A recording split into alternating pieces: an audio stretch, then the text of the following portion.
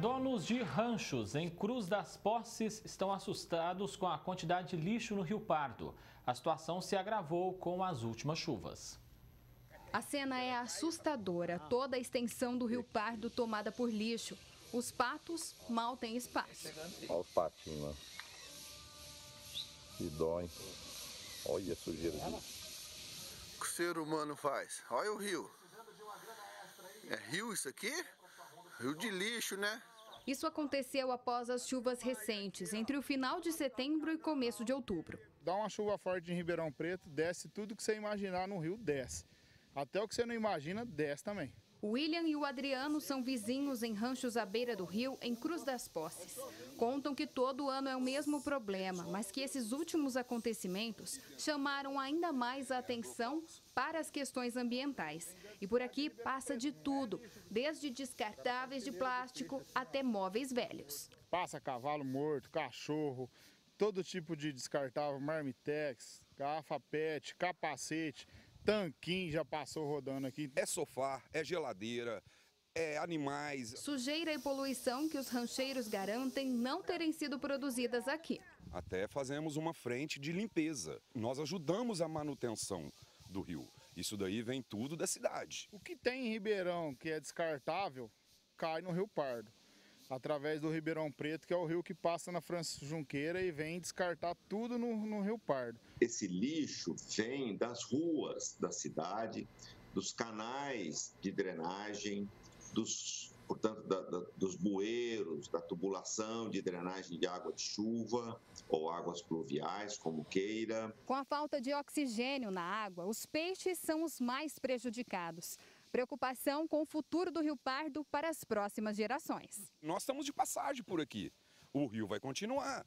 Nossos filhos, nossos netos, eles não vão desfrutar como nós já não estamos desfrutando mais do que o Rio Pardo possa nos oferecer. Um morador lamenta a quantidade de peixes que apareceram mortos. Eu não sei o que acontece, se é agrotóxico, se é poluição. Eu sei que morreu muito tipo de peixe. Os peixes estão sumindo da nossa bacia. Você pega o Rio Pardo há 10 anos atrás, você tinha uma variação muito grande em termos de peixe. Hoje, infelizmente, não tem mais essa qualidade. O lugar que era um ponto de contato com a natureza e pesca consciente já foi perdido. Agora você imagina isso mais para baixo, porque vai descendo, isso aí vai ter que parar em algum lugar. O mau cheiro que fica é muito grande e tem que ter uma conscientização. Falta boa vontade.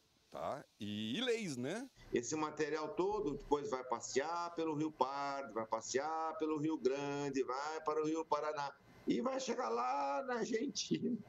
Ele vai boiando por aí, vai afundando. O direcionamento irregular de lixo e esgoto já foi diversas vezes abordado no Jornal da Clube. É de conhecimento dos órgãos responsáveis, mas que ainda assim se repete. As pessoas jogam inadvertidamente esse lixo todo em algo que não deve, num local inadequado, e com isso, ao chover, esse material é carreado, levado primeiro para os córregos ou ribeirões e depois vai lá para o Rio Pardo. Essa água deve ter um pré-tratamento, por assim dizer. Esse material grosseiro não pode passar para lá. Para o professor de políticas ambientais, o trabalho de educação deve ser aliado à fiscalização por parte das autoridades. Essa quantidade absurda, enorme de material, certamente é um relaxo da população e do poder público, que não exerce a fiscalização e, por fim, a própria coleta desse material. Thaís Mantuani, de Cruz das Posses, para o Jornal da Clube. A Prefeitura informou que a Secretaria do Meio Ambiente lançou uma campanha de conscientização contra o descarte irregular. Destacou que a cidade possui 4 ecopontos que funcionam todos os dias. Agora, ao vivo, Gislene Lopes traz mais informações. Gislene?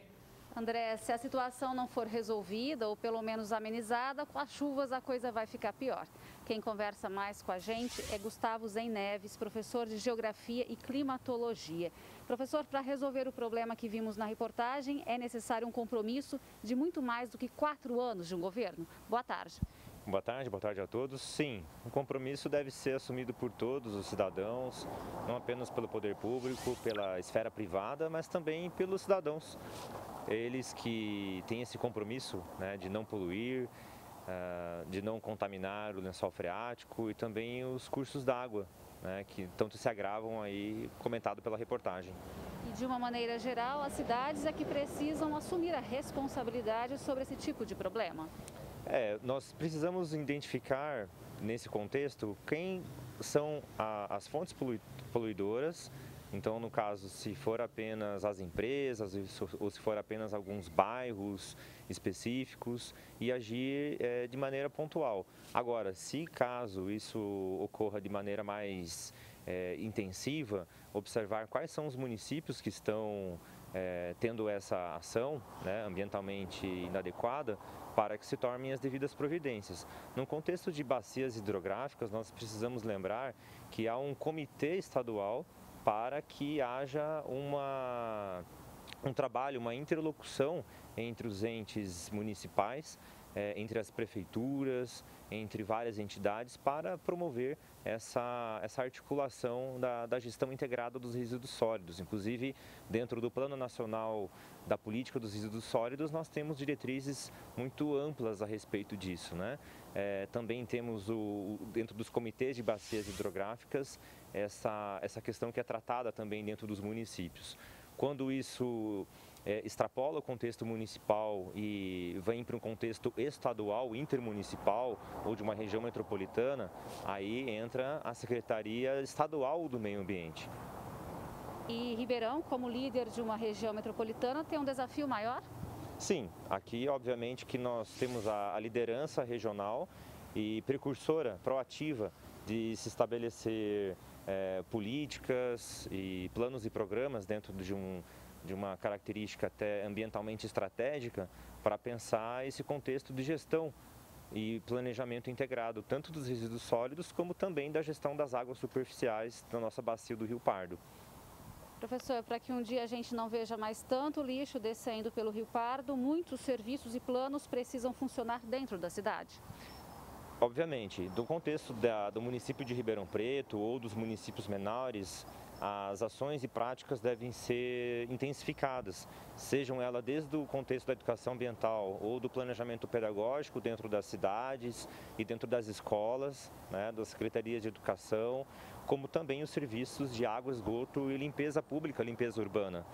Então, o que nós vemos aqui, obviamente, que é o retorno das chuvas desse período do calendário primavera-verão, e é claro que isso vai se intensificar. Agora, há também a necessidade do trabalho tanto da população, de outros órgãos, para que se intensifique tanto a limpeza, tanto a fiscalização desses produtos que são descartados de maneira inadequada no ambiente e nos corpos hídricos, a fim de se evitar que nós tenhamos essa situação tão grave como a reportagem aponta. Ok, professor, muito obrigada pela sua entrevista. E daqui a pouco a gente volta com outras informações. É com você, André. Obrigado, Gislene. Até já.